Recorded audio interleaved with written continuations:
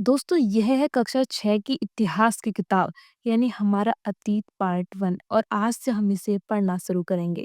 यह मेरे यूट्यूब पर पहली लॉन्ग वीडियो है, तो अगर मुझसे कोई भी गलती हो जाए तो साथ के साथ क्षमा करना।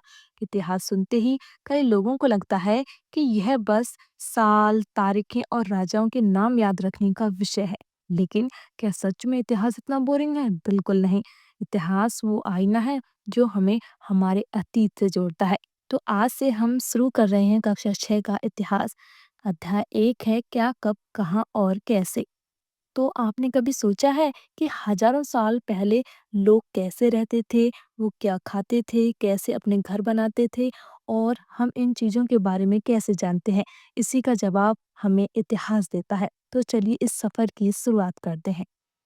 दोस्तों इतिहास हमें बताता है कि हमारे पूर्वज क्या खाते थे, कैसे वस्त्र पहनते थे, उनका समाज कैसा था, कैसे घरों में रहते थे, आवास कैसा था, जीवन शैली कैसी थी। यह सब हमें इतिहास बताता है। लेकिन हमें यह जानकारी कैसे मिलती है? हमारे पास यह जानकारी पांडुलिपियों, पुराने अवशेषों और पुरातात्विक खोजों से मिलती है। अगला पॉइंट है कि कई लाख वर्ष पहले लोग कहाँ रहते थे? क्या उनके पास भी हमारी तरह घर था? चलिए जानते हैं। कई लाख वर्ष पहले लोग नर्मदा नदी के तट पर, गुफाओं में, पहाड़ों और जंगलों में रहते थे। वहीं पर वह शिकार किया करते थे। अगला पॉइंट है कि वह भोजन कैसे करते थे? उनके पास कहाँ से आता था भोजन? तो कई लाख वर्ष पहले लोग जड़ों, फलों तथा जंगल के अन्य उत्पादों का यहीं से संग्रह किया करते थे।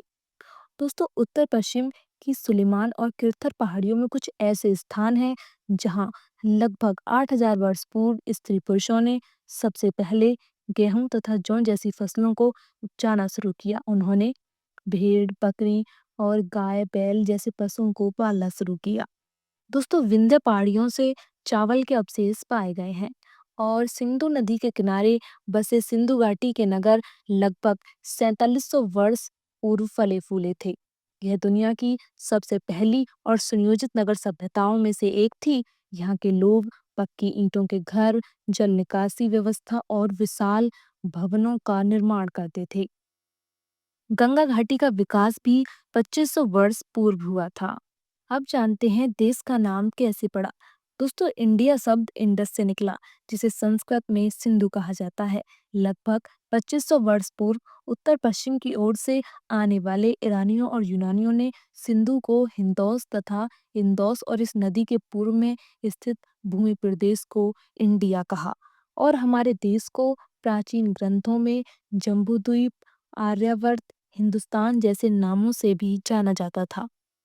क्या आपको तिथियों का मतलब पता है? चलिए जानते हैं। दोस्तों ईसा मसीह के जन्म से पहले की सारी घटनाओं को ईसा पूर्व यानी कि बीसी कहते हैं और ईसा मसीह के जन्म के बाद की सब घटनाओं को ईसवी कहते हैं यानी कि एडी। तो दोस्तों आज हमने इतिहास के पहले अध्याय को समझा। हमने जाना कि इतिहास सिर्फ राजाओं और लड़ाइयों की कहानी नहीं, बल्कि हमारी संस्कृति, समाज और जीवन शैली को समझने का तरीका है। हमने यह भी देखा कि लोग कहाँ रहते थे, हमारे देश का नाम कैसे पड़ा और तिथियों का क्या मतलब होता है। अब एक सवाल आप सभी के लिए, क्या आपको लगता है कि सिंधु घाटी सभ्यता के लोग ज्यादा बुद्धिमान थे या हम, और क्यों? अपना जवाब कमेंट में लिखें। अगर आपको ये वीडियो पसंद आई हो तो लाइक करें, कमेंट और शेयर करें। और सबसे ज़रूरी बात, क्या हमें इस एनसीईआरटी सीरीज़ को जारी रखना चाहिए? आपकी राय हमारे लिए बहुत ज़रूरी है, तो कमेंट में ज़रूर बताइए। जल्द ही मिलते हैं अगले चैप्टर के साथ। तब तक पढ़ते रहिए, सीखते रहिए। धन्यवाद।